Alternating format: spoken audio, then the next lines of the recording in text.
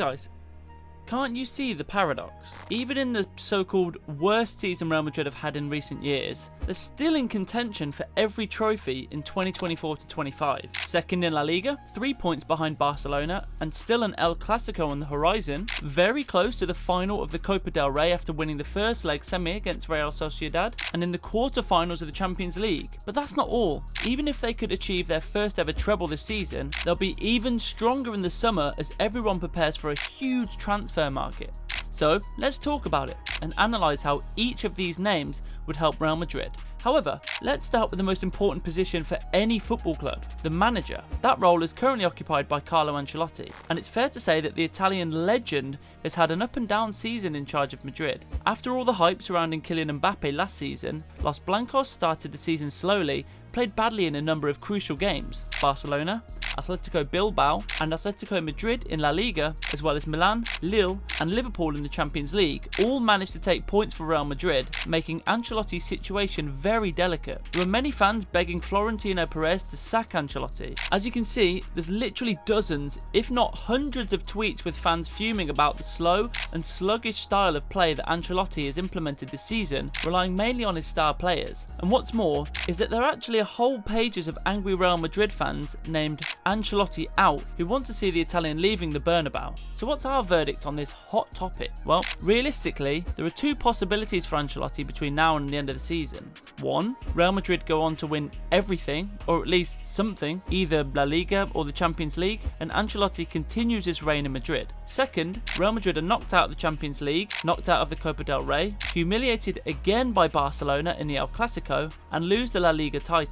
In this second scenario, you can be sure that Ancelotti will not be in charge of Real Madrid even by the time the Club World Cup kicks off in mid-June. However, the chances of that happening are extremely slim, and Ancelotti would probably manage to win at least one trophy this season. And if La Liga is still very much in Barcelona's hands, I can see them winning at least the Copa del Rey or the Champions League. So you may ask, why am I telling you this? Well, there have been some strong rumours in recent months about the arrival of club legend Xabi Alonso. He's been on everyone's lips ever since he won the Bundesliga with Bayer Leverkusen last season, and fans have been dreaming of seeing him in charge of the Madrid Giants. However, there is one big if in the whole situation, and that is Florentino Perez. As Ancelotti said in January, even he doesn't know when he will leave the club. The day I leave the club will never be my decision. I have the advantage that Florentino will be here for another 4 years. I know the day will come, but I don't know when. It could be tomorrow, after the next game, in a year, or in 5 years. Despite all that, however,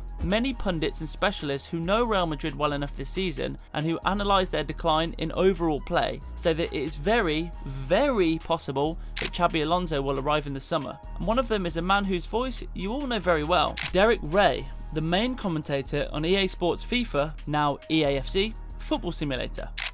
I think that he really does want to be the Real Madrid coach. Why would he not want to be the Real Madrid coach? Now, when it comes to the transfer targets, you can be sure that they are a lot, and I will explain why. Since the start of Florentino Perez's reign as Real Madrid president, one thing has been absolutely certain. Los Blancos have always been excellent at balancing their financial books, and there's a reason for this. Whenever Real Madrid have been in a transitional period, or let's say a key player has left and that's ruined the whole mood and game plan of the team, the very next summer, Perez pulls out the big money.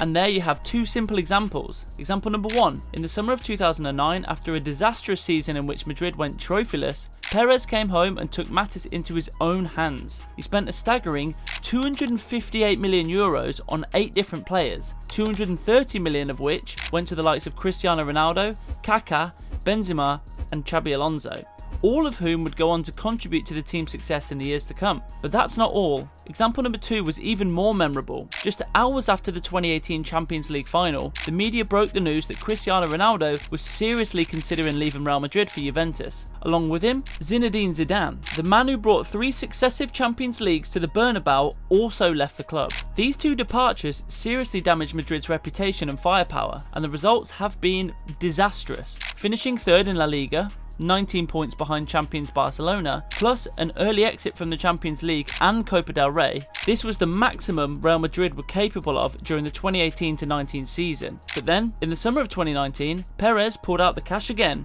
spending 360 million euros on the likes of Eden Hazard, Luka Jovic, Eder Militao, Ferland Mendy and Rodrigo. So without jumping to conclusions like Real Madrid are in a similar situation now, but if we think logically, there wouldn't have been rumours of a big transfer summer if Perez wasn't worried about the state of the team. Because let's face it, Real Madrid are not playing well and are certainly a long way from the form they showed in the last 3 seasons.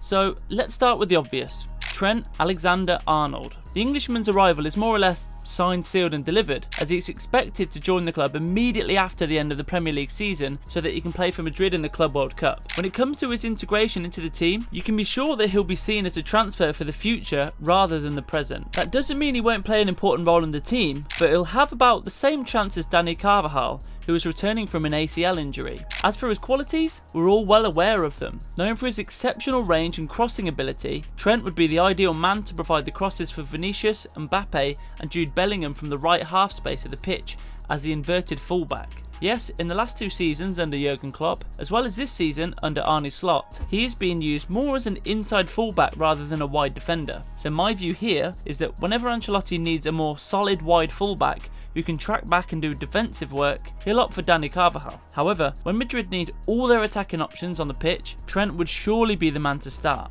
The second transfer target that's been talked about in recent weeks since his debut for Spain is centre-back Dean Huijsen. The Bournemouth man has come a long way since leaving Juve for 50 million euros last summer. This season, under Andoni Iraola, the Dutch-born Spaniard has shown incredible improvement, combining aerial dominance with composure on the ball. His ability to initiate play from the back fits seamlessly with Real Madrid's emphasis on building from the back. Moreover, Huijsen's admiration for Real Madrid, and legend Sergio Ramos in particular, is evident, as he stated, "Sergio Ramos, for me, was the best centre-back in history. It makes you proud to have such a big team interested in you." With his 60 million euro release clause, Huijsen offers Real Madrid an incredible opportunity, as he's already showing his maturity, delivering in a big stake match like the Nations League semi-final against the Netherlands when he gave that pass for Lamine Yamal. Next up is another player who took part in this game, Martin Zubimendi, dubbed the Toni Kroos successor by the Real Madrid faithful. Zubimendi has been one of the hottest names in Europe over the last 2 to 3 years. A product of Real Sociedad's academy, Zubimendi is a versatile midfielder with an amazing feel for the game, ball control and positioning. Capable of contributing both offensively and defensively, the Basque is a name that has been coveted by some of the best teams in Europe in recent years, including Liverpool and Arsenal. The Gunners are one of 2 teams, along with Real Madrid, who have been linked with the Spaniard, but Zubimendi has built a reputation as a player who is unlikely to be swayed by the money and big team energy. This was evident in 2022 and 2023 when Xavi himself contacted Zubimendi about joining Barcelona as a replacement for Sergio Busquets, but the move never materialised. Now, Real Madrid will be hoping to deal their biggest rivals a major blow by snatching away their top target of recent years. Furthermore, according to journalist Fabrizio Romano, we see Real Madrid linked with Zubimendi because Xabi Alonso is a big fan of the player. Could this mean that they'll both end up at the Bernabéu? What do you think? Last but not least, the player who could blow up the whole transfer window is Bruno Fernandes. His rumoured move from Manchester United to Real Madrid is fairly recent, but according to various sources, Los Blancos see Fernandes as the icing on the cake of their upcoming summer transfer window as they prepare a 90 million euro bid for the Portuguese.